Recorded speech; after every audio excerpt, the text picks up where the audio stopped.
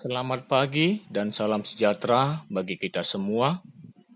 Bertemu kembali di acara Renungan Harian HKBP Distrik 29 Deli Serdang. Hari ini Kamis 13 April 2023.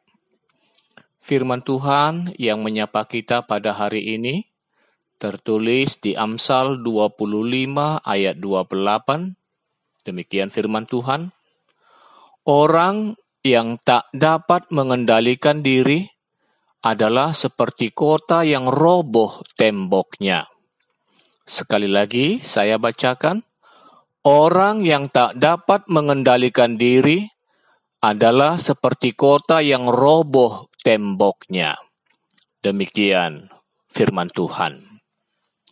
Saudara-saudari yang dikasihi oleh Tuhan Yesus Kristus, penguasaan diri atau pengendalian diri adalah salah satu aspek dari buah roh, seperti yang dapat kita baca di Galatia 5 ayat 23. Penguasaan diri adalah tekad dan kemampuan yang diberikan Tuhan kepada orang percaya, merupakan ketetapan hati serta pikiran untuk menahan dan mengendalikan dirinya, agar ia bereaksi, berbicara, berpikir, dan bertindak sesuai dengan firman Tuhan. Sehingga sikap dan perbuatannya tidak hanya untuk mendatangkan kesenangan bagi dirinya sendiri. Penguasaan diri bisa juga diartikan sebagai sikap kehidupan yang tegas, baik terhadap orang luar maupun terhadap diri sendiri, dan juga terhadap keinginan-keinginan duniawi. Ketika kita tahu sesuatu itu salah, kita harus tegas terhadap diri sendiri dan berkata, tidak. Jadi, ketika kita berbicara mengenai penguasaan ini, kita berbicara mengenai dua hal yaitu berlatih dan berjuang. Alkitab menyatakan, orang yang sabar melebihi seorang pahlawan. Orang yang menguasai dirinya melebihi orang yang merebut kota. Amsal 16 ayat 32. Sebaliknya, orang yang tidak dapat mengendalikan diri seperti kota yang roboh temboknya. Kata tembok tidak hanya berbicara mengenai batasan suatu wilayah, namun juga bisa diartikan sebagai keamanan dan ketenangan. Ketika tembok tegak berdiri, tembok tersebut berfungsi untuk memberikan keamanan.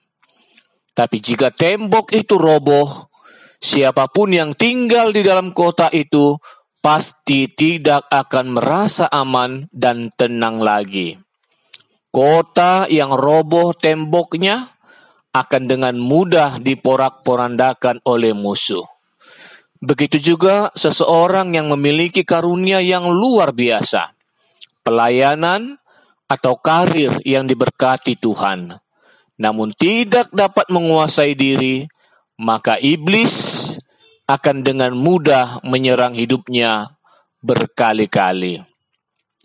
Kota yang roboh temboknya adalah kota yang mudah ditaklukkan musuh. Sebab tembok adalah sarana pertahanan yang ampuh pada zaman itu. Mengendalikan diri ibarat tembok bagi kita. Dalam Alkitab ditemukan berbagai contoh kegagalan manusia karena tidak dapat mengendalikan dirinya. Simson yang tidak dapat menahan nafsunya terhadap wanita, tidak dapat menjadi alat sepenuh bagi Tuhan.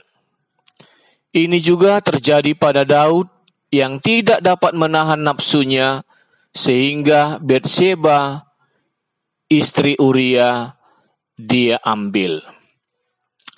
Contoh yang lain adalah Achan yang tidak tahan melihat kekayaan perak, jubah, dan sebatang emas, sehingga ia mencurinya. Dan akibatnya, ia membinasakan dirinya sendiri dan keluarganya. Yosua pasal 7. Hal yang sama juga terjadi pada Yudas yang tidak tahan menahan dirinya, mengendalikan dirinya terhadap keinginan untuk memiliki uang banyak, sehingga ia menjual gurunya sendiri. Saudara-saudari yang dikasihi oleh Tuhan kita Yesus Kristus, kita harus bisa menguasai diri. Dalam hal apa? Yang pertama, emosi. Emosi merupakan bagian yang tidak terpisahkan dalam diri manusia. Namun tak jarang dalam keseharian, kita sulit mengontrol emosi, baik emosi positif maupun emosi negatif. Meluapkan amarah yang meledak-ledak, atau mengekspresikan kegembiraan secara berlebihan saat menghadapi sesuatu. Mengendalikan emosi akan menentukan seberapa kuat perasaan bisa mengendalikan pikiran. Mengendalikan emosi juga bisa menghindarkan kita dari gangguan histeria atau masalah kejiwaan yang dapat meletupkan emosi berlebihan. Emosi yang Anda rasakan sangat mempengaruhi tindakan Anda selanjutnya. Jika Anda sedang merasa senang alias emosi positif, tentu segala aktivitas Anda akan semakin ringan. Berbanding terbalik jika Anda sedang marah, kalut, atau sedih. Emosi negatif ini akan membuat hari Anda kian buruk dan akhirnya tidak bersemangat. Kita harus menjadi tuan untuk emosi kita. Kita harus bisa menguasai emosi dan jangan biarkan kita dikuasai oleh emosi. Yang kedua, mengendalikan diri dalam hal ucapan. Pernah enggak Anda menyesal karena telah berkata sesuatu hal? Entah itu menyakiti orang lain atau sekedar Anda tidak ingin mengatakannya? Ya, siapapun pernah melakukannya.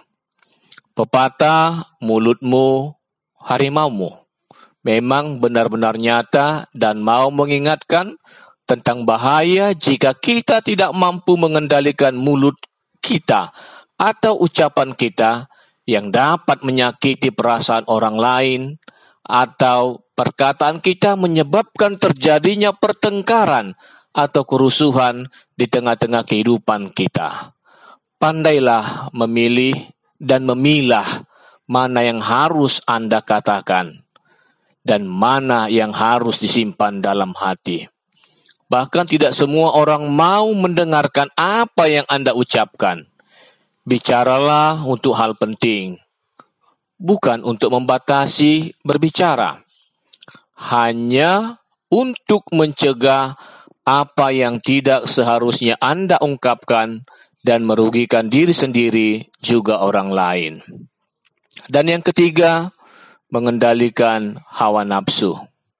Sebagai manusia, kita semua memiliki nafsu.